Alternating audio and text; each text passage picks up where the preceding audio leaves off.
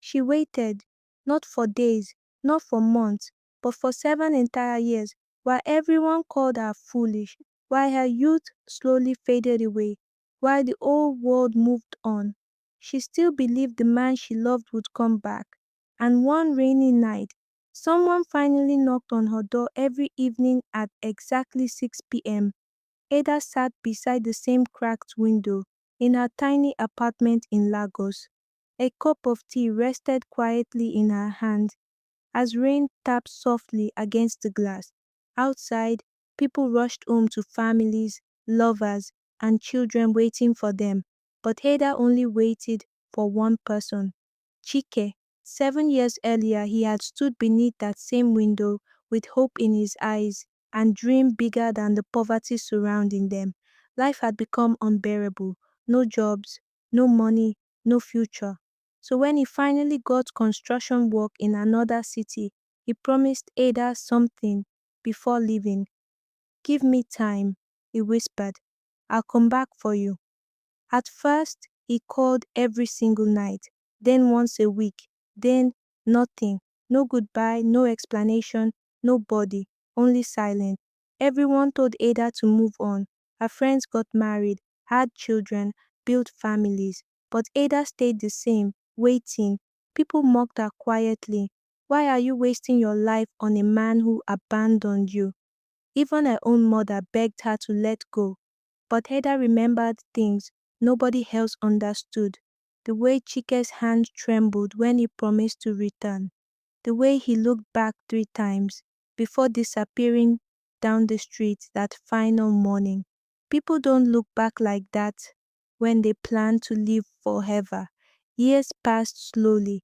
The apartment grew older, the walls cracked deeper, and wrinkles slowly formed around Ada's tired eyes. But hidden beneath a mattress were dozens of old letters, tied together carefully with faded ribbon. Sometimes at night, she reread them by candlelight. One letter always made her cry. "No matter how long it takes, I'll find my way back to you." Some nights Ada hated him. Other nights she convinced herself he was dead. But the hardest nights were the ones where she still believed he was alive somewhere, trying to come home. Then one stormy evening, a knock echoed through her apartment. Ada almost ignored it. Nobody visited her anymore. The knock came again, slower this time. She opened the door carefully, and her entire body froze.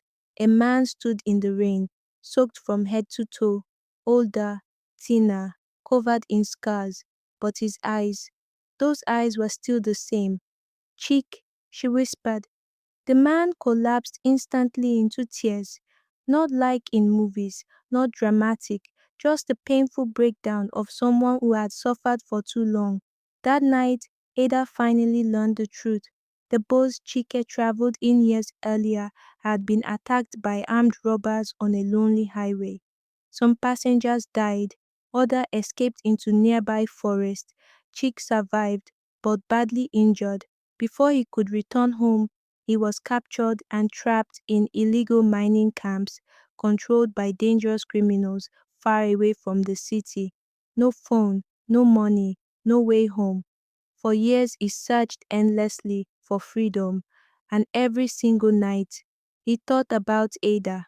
Chike looked at her with tears in his eyes and whispered, "I kept thinking you'd stop waiting."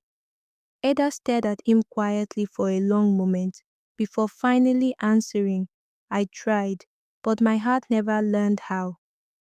Outside, rain poured heavily against the roof like heaven, mourning all the years they lost. But after 7 long years, Ada was no longer waiting alone. Some people call it foolishness, others call it loyalty, but maybe real love is simply refusing to forget someone your heart still remembers.